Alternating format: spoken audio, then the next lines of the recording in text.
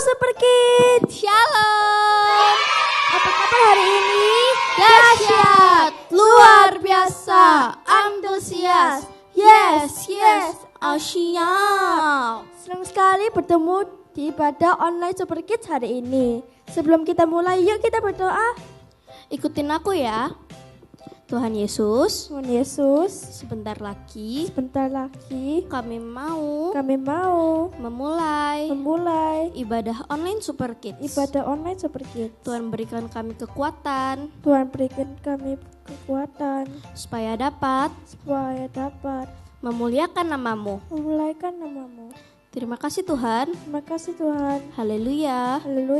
Amin.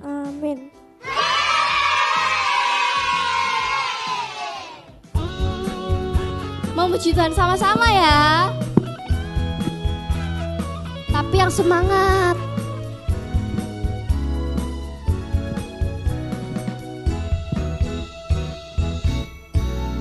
Yesus pokok dan kitalah caranya, tinggallah di dalamnya.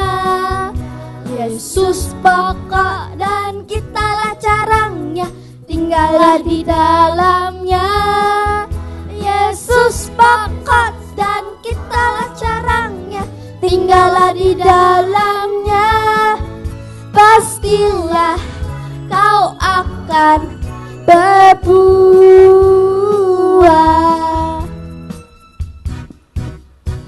Yesus cintaku, ku cinta kau, kau cinta dia. Yesus cintaku, ku cinta kau, kau cinta dia.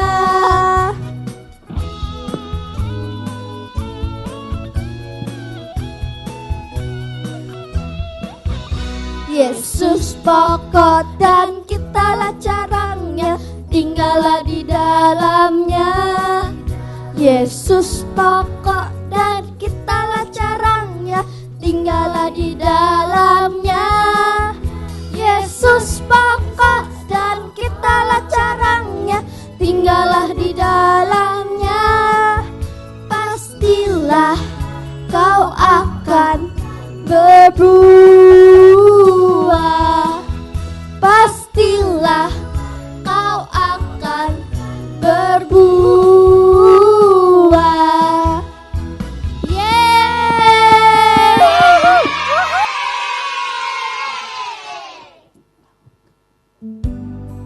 Mari kita siapkan hati kita untuk mendengarkan firman Tuhan.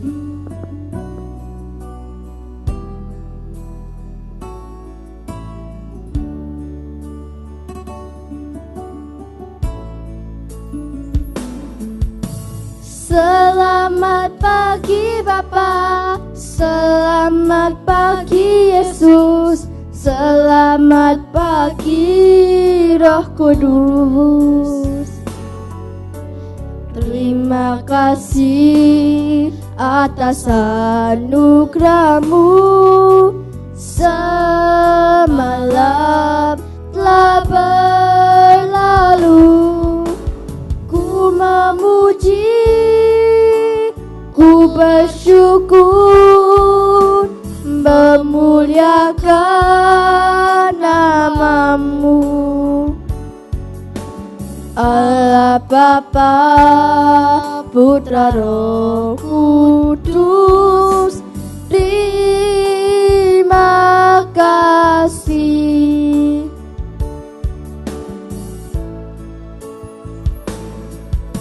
Selamat pagi Bapa, selamat pagi Yesus, selamat pagi Roh Kudus. Allah Bapa atas anugerah-Mu, semalam telah berlalu. Ku memuji, ku bersyukur, memuliakan nama-Mu. Allah Bapa, Putra, Roh Kudus, terima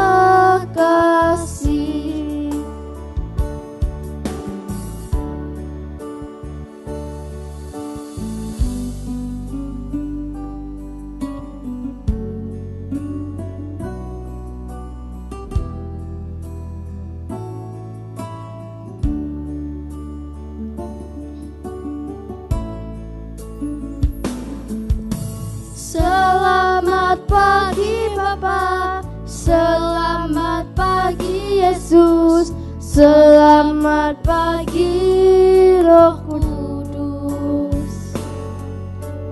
Terima kasih atas anugerah-Mu. Semalam telah berlalu, ku memuji, ku bersyukur, memuliakan nama-Mu. Allah Bapa, Putra, Roh Kudus, terima kasih. Allah Bapa, Putra, Roh Kudus, terima kasih.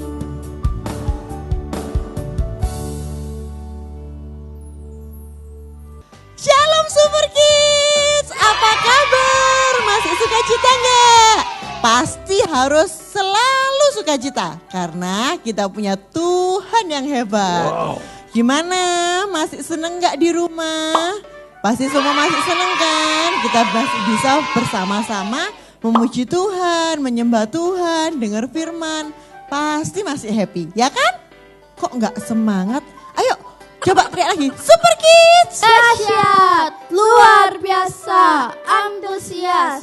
Yes, yes, siap. Ya gitu dong yang semangat, senyum yang lebar. Kita bareng-bareng mau dengar firman Tuhan. Yuk sebelumnya kita berdoa bersama-sama. Ikutin Kak Michelle ya. Tuhan Yesus, terima kasih atas berkat-Mu yang luar biasa. Hari ini kami mau untuk mendengar firman-Mu. Ajar kami ya Tuhan, agar kami lebih mengerti lagi apa yang Kamu mau. Terima kasih ya Tuhan Yesus. Dalam nama Tuhan Yesus kami berdoa. Haleluya, amin. Ya, sekarang Kak Michelle mau nanya nih, di sini siapa yang punya tangan? Angkat tangan dong. Oh, semua punya tangan ya? Punya jari gak? Ini apa namanya? Jari. Nah, di jari kita ini ada yang namanya apa? Sidik jari. Ada yang tahu nggak apa itu sidik jari? Tahu nggak? Wah, ada yang belum tahu ternyata. Sidik jari ini coba kalau dicelupin tangannya ke tinta, ditaruh kertas, tung gitu. Kira-kira muncul nggak? Ada gambarnya nggak? Ya, itu kalau gambarnya bulet gitu, itu namanya sidik jari. Kira-kira sidik jari Kak Michelle ini sama nggak ya sama sidik jari kalian? Sama nggak? Sama. Loh, kalau sama, kalau Kak Michelle besar gini, berarti semuanya sama besar dong. Kalau tangannya Kak Michelle ini bulat, semuanya juga sama dong. Nah, sidik jari kita itu beda-beda loh ternyata. Bayangin kalau kita punya teman banyak banget sampai 100 orang, itu beda-beda. Luar biasa enggak ya?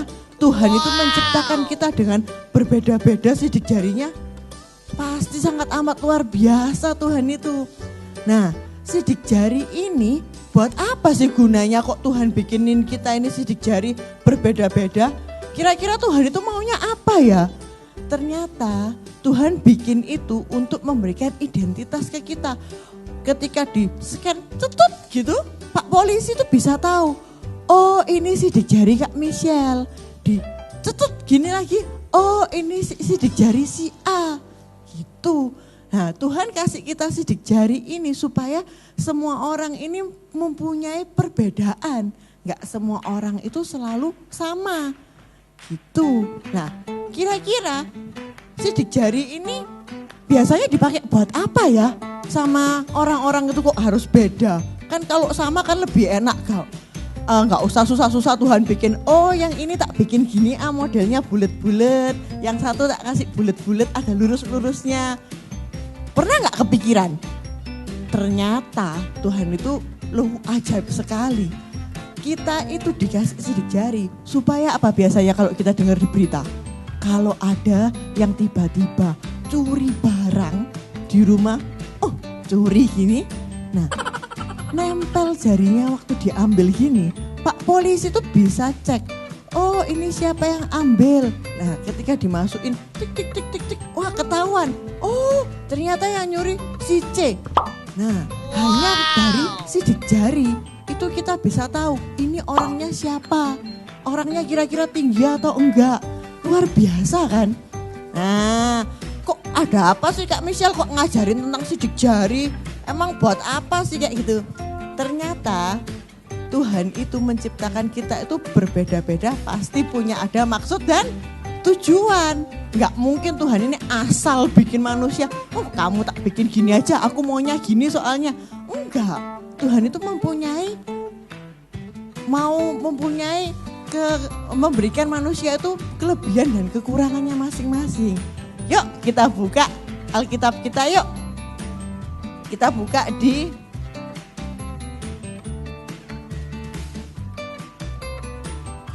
di Kejadian 25 ayat 19 sampai ayat ke-27. Hari ini kita mau belajar dari Esau dan Yakub. Siapa yang sudah tahu ceritanya? Oh, kok belum ada? Tahu nggak ceritanya? Oh, belum. Ya udah, yuk kita sama-sama baca dulu ya. Kita akan buka kisah di Kejadian 25 ayat 19 sampai 27. Yuk kita sama-sama buka Alkitabnya. Kejadian 25 ayat 19 sampai 27. Esau dan Yakub. Inilah riwayat keturunan Ishak, anak Abraham. Abraham memperanakkan Ishak. Dan Ishak berumur 40 tahun ketika Ribka, anak Betuel, orang Aram di Padan Aram, saudara perempuan Laban orang Aram itu, diambilnya menjadi istrinya.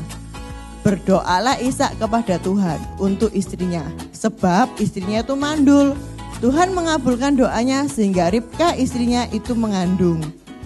Tetapi anak-anaknya bertolak-tolakan di dalam rahimnya dan ia berkata, jika demikian halnya mengapa aku hidup? Dan ia pergi meminta petunjuk kepada Tuhan. Firman Tuhan kepadanya, 2 bangsa ada dalam kandunganmu. Dan 2 suku bangsa akan berpencar dari dalam rahimmu. Suku bangsa yang satu akan lebih kuat dari yang lain. Dan anak yang tua akan menjadi hamba kepada anak yang muda.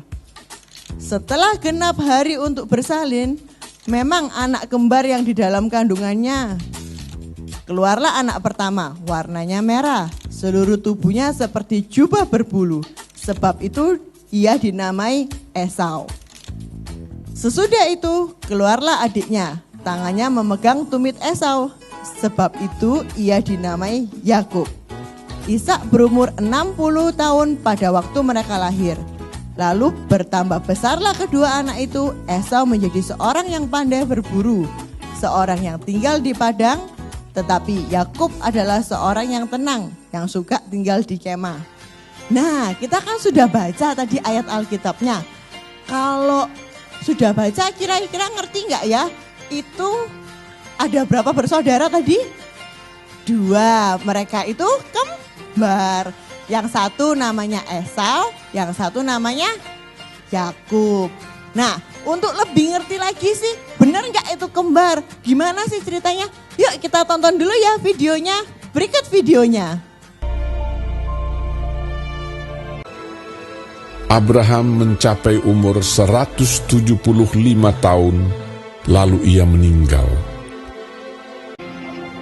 Setelah Abraham mati, Allah memberkati Ishak, anaknya itu, dan Ishak diam dekat sumur Lahai Roi.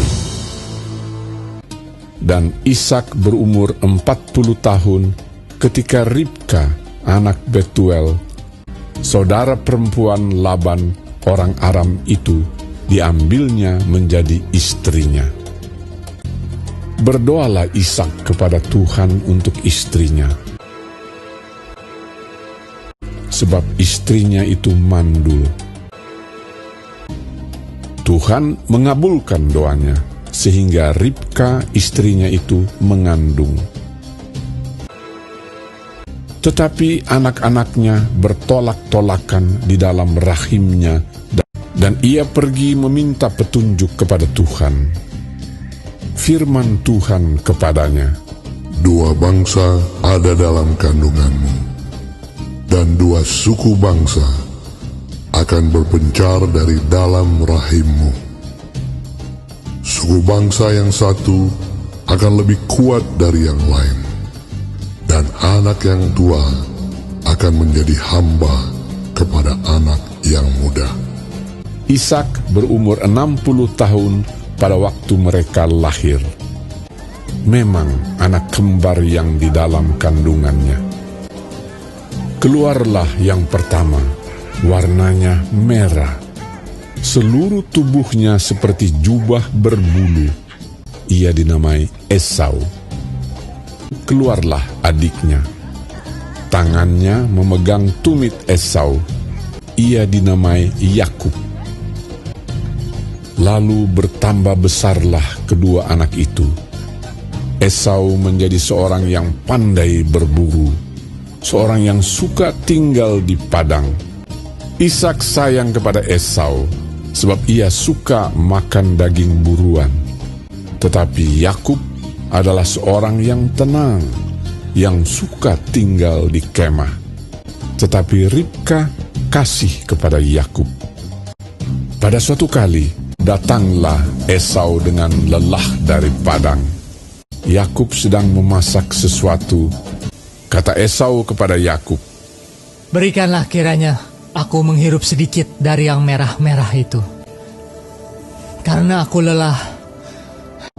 Tetapi kata Yakub, "Jualah dahulu kepadaku hak kesulunganmu. Bersumpahlah dahulu kepadaku." Maka bersumpahlah ia kepada Yakub, dan dijualnyalah hak kesulungannya kepadanya. "Sebentar lagi aku akan mati. Apakah gunanya bagiku hak kesulungan itu?" Lalu Yakub memberikan roti dan masakan kacang merah itu kepada Esau. Ia makan dan minum, lalu berdiri dan pergi. Demikianlah Esau memandang ringan hak kesulungan itu. Nah, sudah ngerti kan gimana ceritanya? Tadi di videonya bisa dilihat waktu di perut mamanya mereka ngapain? Saling goyang-goyang, berdua goyang-goyang sampai perutnya kelihatan kalau lagi goyang-goyang di dalam. Gitu. Ketika lahir ada dua. Yang pertama ada si Esau. Esau yang sulung. Nah, Esau itu badannya merah, banyak bulunya. Sedangkan Yakub waktu lahir megang tumitnya Esau. Jadi Yakub itu anak kedua. Nah, Yakub beda. Yakub tidak berbulu. Beda kan? Kan walaupun kembar kan gak harus selalu sama. Ternyata walaupun kembar Tuhan kasih mereka berbeda. Sama seperti kita. Kalau ada satu yang putih lahirnya, ada satu yang warnanya coklat. Nah, apakah gara-gara Tuhan itu salah pilih warna? Enggak. Semua orang itu punya kelebihan dan kekurangan masing-masing. Kayak di cerita tadi, Esau, wah gagah, tinggi, suka pergi berburu, cari ke hutan. Oh, lihat ada babi, tembak, dapat babi buat makan. Nah, Yakub diajak, ayo Yakub, kamu pergi berburu. Yakub merasa nggak bisa, Yakub lebih suka di kemah, lebih suka di rumah. Tapi jangan salah, apakah Yakub terus nggak punya kepinteran? Apa Yakub cuman bisanya tidur-tidur main HP? Enggak ternyata. Yakub itu diberi talenta sama Tuhan bahwa Yakub itu pinter apa? Memasak. Yakub kalau di kemah masak, harum sekali. Nah, kalau Esau ngejek Yakub, Yakub kamu mana bisa kamu berburu. Nah, tapi balik lagi, apakah Esau juga pinter masak? Nah, kita tuh nggak boleh saling mengejek seperti Yakub sama Esau. Kalau satu pandai berburu, buruannya dibawa pulang, dikasih ke Yakub, sama Yakub dimasak, enak nggak kira-kira? Enak nggak? Siapa yang mau dapat masakannya Yakub? Nah, Kalau mereka bisa sama-sama kerjasama, nggak saling ejek, pasti lebih harmonis. Gitu, satu dapat cari bahan makannya, satu bagian masak. Jadi Tuhan itu nggak pernah membeda-bedakan.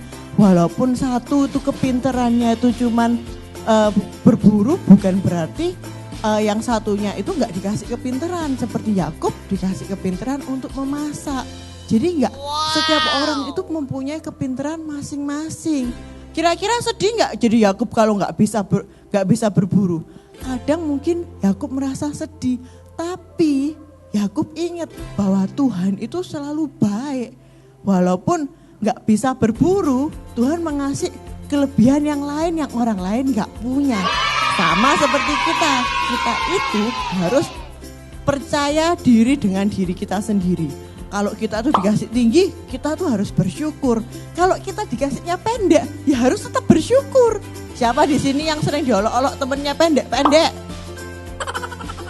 Gak usah angkat tangan, gak usah marah sama temennya juga. Kita harus bersyukur. Terima kasih Tuhan, apapun yang kau berikan kepadaku, itu adalah hal yang terbaik. Yakin terbaik? Ayo mulai sekarang siapa yang kalau diajak temennya janji gak bakal ngambek? Angkat tangan dong. Kok gak ada yang angkat tangan? Kalau dibilang temennya, ih kamu gendut. Siapa yang di sini nangis kalau dibilang kayak gitu? Ayo, mulai sekarang gak usah sedih. Kalau dibilang gendut-gendut harus bilang, oh aku bersyukur Tuhan karena Engkau luar biasa memberiku makanan yang banyak sehingga aku sehat. Ya kan? Bener gak? Nah, jadi gak usah sedih, gak usah nangis. Oh aku diajak temanku, gara-gara aku dibilang gendut, makanku banyak. Nah, tapi kamu harus bersyukur. Oh terima kasih Tuhan, kalau Tuhan masih memberikan kecukupan. Sama seperti kalau misalnya di sekolah kita ada olahraga lari, kamu lari paling pelan. Tuhan, masa aku nih kakiku pendek. Selalu dibilang teman-temanku gak bisa lari cepat, kalah terus. Gak usah set. Kenapa? Iya, kamu harus bersyukur. Oh Tuhan, terima kasih. Walaupun aku pendek, aku pinter gambar. Nah, Tuhan pasti kasih hal yang lain. Gak semuanya harus sama. Coba dibayangin, kalau semua itu jago lari.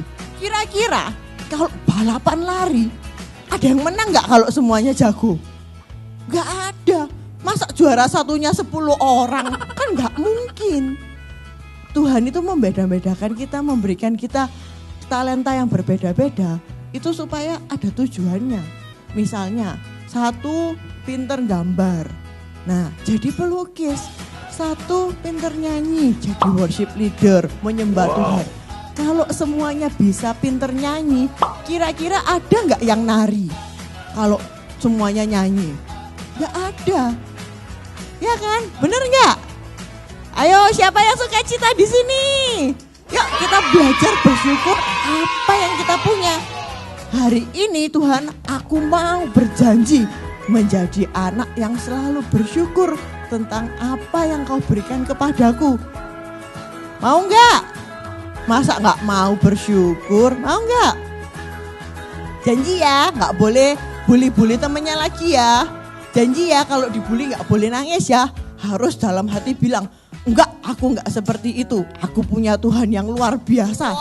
Aku lebih kuat. Aku punya talenta yang luar biasa. Enggak harus sama talentanya. Nah, Kak Michelle, kalau sudah bersyukur, apa cuma bersyukur aja? Pokoknya kalau dibilangin gitu, ya udah aku pokoknya bersyukur. Kalau dibilang, kamu enggak cantik, ya udah aku bersyukur. Masa gitu aja? Enggak, Kak Michelle punya lagi satu solusi lagi. Kalau kita sudah tahu talenta kita apa, kita diajak, kita bersyukur apa yang kita punya. Nah, kita harus apa? Mengembangkan diri. Wah, gimana mengembangkan diri? Apa mengembang itu ke kanan ke kiri gitu? Bukan itu yang dimaksud.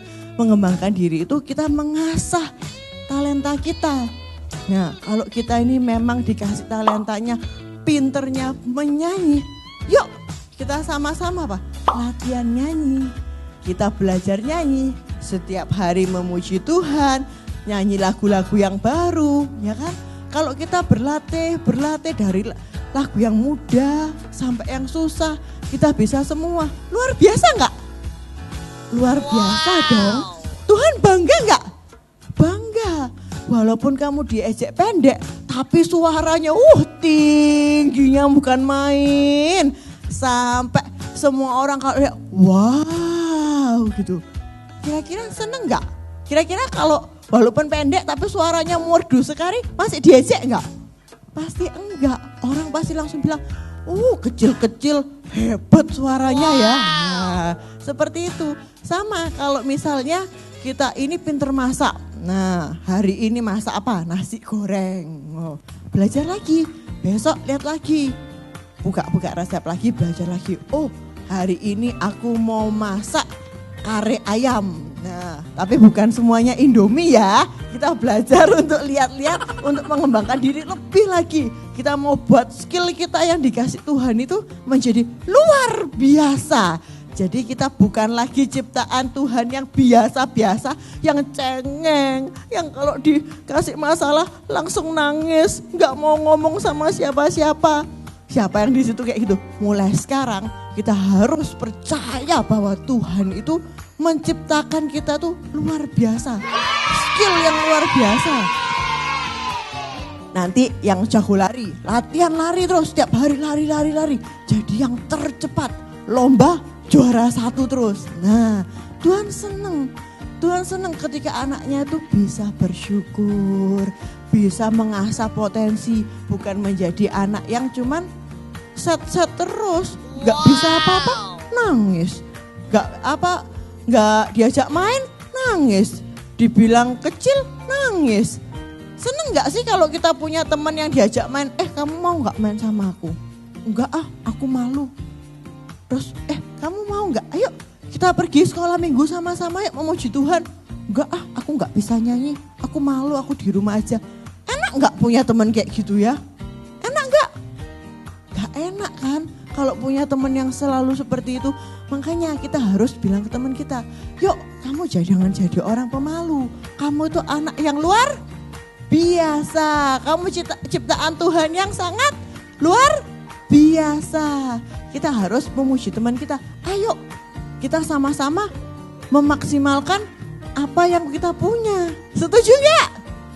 Ayo siapa sini yang setuju dengan Kak Michelle? Angkat tangan. Yeay, mulai sekarang kita harus bersyukur dan terus mengasah apa yang kita punya ya. Gak boleh cengeng-cengeng ya. Janji? Oke deh, luar biasa. Oke, sekarang Kak Michelle mau sama-sama kita ngelakuin satu aktivitas ya. Gini, sama-sama ikutin Kak Michelle ya. Aku anak luar biasa, aku anak Tuhan yang semangat, selalu suka cita. Yeay. Yuk, semua udah ngerti ya hari ini firman Tuhan mau mengajarkan kita apa? Udah? Yuk kita tutup sama-sama dalam doa. Ikutin Kak Michelle ya. Terima kasih Tuhan atas firman-Mu pada hari ini. Kami mau Tuhan untuk menjadi anak yang selalu bersyukur. Kami percaya Bapa, kami Engkau ciptakan mempunyai talenta yang luar biasa. Ajarkan kami terus ya Bapa, agar kami menjadi anak-Mu yang luar biasa. Di dalam nama Tuhan Yesus kami berdoa. Haleluya, amin. Sampai ketemu minggu depan. Ibadahnya sudah selesai. Iya, tapi enggak apa-apa. Tenang. Enggak apa-apa. Kita bisa ketemu lagi di ibadah online Super Kids minggu depan. Sampai jumpa. Bye.